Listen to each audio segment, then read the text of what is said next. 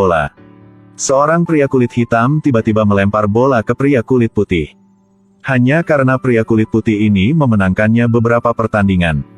Brengsek kau. Terus melanggar aturan. Sebelum fitnahnya, Bo juga marah. Dia mengeluarkan 20.000 kata dari kaus kakinya. Mau main duel. Selama tangan si hitam menyentuh keranjang untuk menang. Pria kulit hitam itu juga mengeluarkan 20.000 dan memukul Bo. Kontes dimulai. Bola hitam pertama yang menahan bola untuk menyerang. Tapi aku tidak bisa bergerak maju. Terjepit di sudut. Harus lempar bola. Dan kemudian diambil bola. Yang kedua. Kulit hitam sulit mencapai dasar keranjang. Tapi Bo bertahan dengan sangat ketat. Dia bahkan tidak bisa mengangkat tangannya. Dan diambil bola ya. Yang ketiga. Pria hitam melempar bola ke arah keranjang terlebih dahulu. Kemudian ambil bola untuk melempar bola. Hasilnya terbalik. Skema jahatnya benar-benar berubah menjadi bahan tertawaan. Bo menang tapi tidak pintar. Tapi ambil 40.000 dari tanah. Diam-diam pergi dari sana. Tapi dia tidak tahu jika ada seorang pria berjanggut yang menyaksikan semua gerakan dia. Paman ini bukan orang biasa. Dia adalah pramuka untuk tim NBA profesional.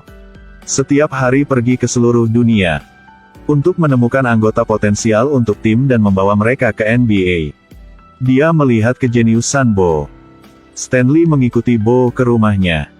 Ini adalah daerah kumuh yang sangat miskin. Ketika dia sedang mempelajari bel pintu Bo, kemudian dia dianggap sebagai orang jahat. Hampir dipukuli. Apa yang kamu lakukan di sana? Orang gila. Stanley bergegas ke video call teman. Juga mantan bintang bola basket NBA Nowitzki. Bo mengenali Nowitzki. Hanya percaya pada identitas Stanley dan ajak ke dalam rumah. Bo Cruz bekerja sebagai pembangun di lokasi konstruksi untuk menghidupi ibu dan putrinya. Ketika ibu Bo mengetahui bahwa Stanley ingin membawa putranya ke Amerika untuk bermain sepak bola, dia juga khawatir tentang pekerjaan di lokasi konstruksi. Gaji terendah NBA adalah $900.000. Sang ibu segera mendesak Bo untuk bergegas pergi. Jadi Bo mengikuti Stanley di pesawat dari Spanyol ke Amerika. Siapa sangka begitu Bo turun dari pesawat, Bo langsung ditahan bea cukai. Alasannya adalah karena dia biasa menyakiti orang lain. Tinggalkan catatan kriminal. Stanley mencari pengacara untuk membantunya mengeluarkan Bo. Tapi kali ini di Amerika. Jika Bo melanggar hukum sekali saja, bahkan jika menerobos lampu merah, dia akan segera dikembalikan. Dan tidak pernah diizinkan memasuki negara itu lagi. Meskipun Stanley sangat marah, dia tidak menyalahkan Bo. Hanya memperingatkan dia, jangan sembunyikan darinya jika dia melakukan sesuatu di masa depan. Besok, Stanley membawa Bo ke tim sepak bola. Dia dengan tidak sabar ingin menunjukkan kekuatan bosnya Bo. Stanley menelepon bosnya untuk memperkenalkan Bo. Tapi bos memandang rendah pemain lain-lain dari daerah kumuh. Stanley mengambil kehormatan untuk menjamin. Tidak ada yang salah dengan tes ini untuk Bo.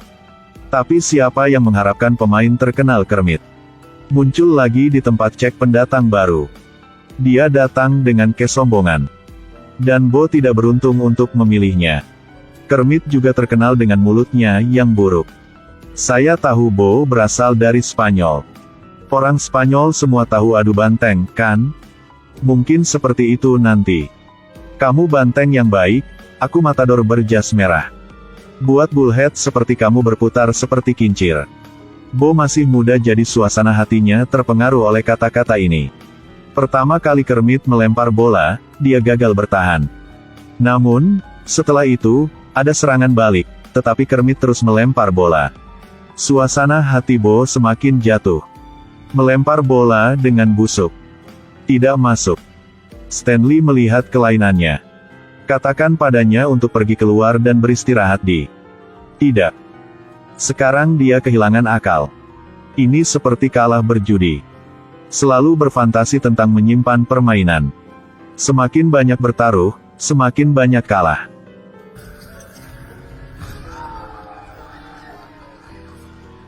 Sesi latihan ini berakhir dengan penampilan Bo yang gagal. Bos berpangkat tinggi menolak untuk membiarkannya bergabung dengan tim. Salahkan Stanley di depan semua orang. Katakan padanya untuk segera pergi mencari seseorang yang baru. Meskipun tahun-tahun ini Stanley telah dipisahkan dari keluarganya karena tim. Sudah hampir waktunya untuk ulang tahun putri dia. Bos juga tidak akan membiarkan dia beristirahat. Stanley akhirnya tidak tahan lagi. Jelas sekarang. Saya sedang tidak ingin bekerja untuk pria botak dengan sedikit uang yang berpikir dia benar. Dia memecat bos. Kemudian kembali. Melihat Bo merasa tertekan dan bosan. Aku harus naik pesawat untuk pulang besok. Bo tidak pernah gagal. Ini pertama kalinya kalah begitu menyedihkan. Dia sudah mau nyerah. Stanley memberitahunya. Seorang pemain bola basket profesional sejati. Bukan berdasarkan bakat tapi semangat. Dan antusiasme adalah hanya untuk berada di lapangan sepak bola. Jangan katakan hanya Kermit. Bahkan menghadapi LeBron James. Kamu juga harus percaya bahwa kamu adalah yang terbaik. Apakah kamu ingin masuk ke NBA? Mau. Kata-kata ini menghidupkan kembali antusiasme di Bo. Tidak ada tim pendukung. Kemudian Stanley akan melatih Bo sendiri. Pukul 4 pagi dia menelepon Bo ke bawah. Seorang pembangun tinggal di daerah kumuh. Ditemukan secara kebetulan bahwa bakat itu ditemukan. Untuk membantu Bo masuk ke NBA. Jam 4 pagi. Stanley segera memanggil Bo untuk berlatih. Dan katakan padaku Kobe juga akan mulai berlatih mulai sekarang. Langkah pertama untuk latihan kekuatan. Ini adalah kemiringan 500 meter. Pengendara sepeda profesional dapat mencapai puncak dalam 2 menit. Tapi Stanley meminta Bo untuk berlari ke garis finish dalam waktu 1 menit 45 detik. Setelah itu setiap hari Bo mengajar jam 4 pagi. Mendaki, menanjak dan berlari. Setelah berlari, angkat beban. Langkah kedua adalah mempraktekkan tekniknya. Dari perlawanan ke pertahanan. Dari terobosan hingga melempar. Belajar mengontrol bola dengan pelatih NBA profesional. Pelajari cara melakukan pemanasan dengan bola jalanan. Stanley menggunakan semua koneksinya untuk Bo. Bo juga tidak mengecewakannya. Teknik dia telah mencapai ketinggian yang belum pernah terjadi sebelumnya. Terobosan tidak ada yang bisa menghentikan. Lempar bola 100 tembakan berhasil. Waktu pendakian dari 2 menit 15 detik. Hingga 2 menit 11 detik, 2 menit 8 detik. Setelah itu, pengendara sepeda profesional yang mengendarai sepedanya tidak dapat mengejarnya. Bagus bro, bagus. 1 menit 44 detik, lebih cepat dari target. Kerja yang baik. Langkah terakhir adalah langkah tersulit, pelatihan mental. Bo adalah orang yang sangat sensitif.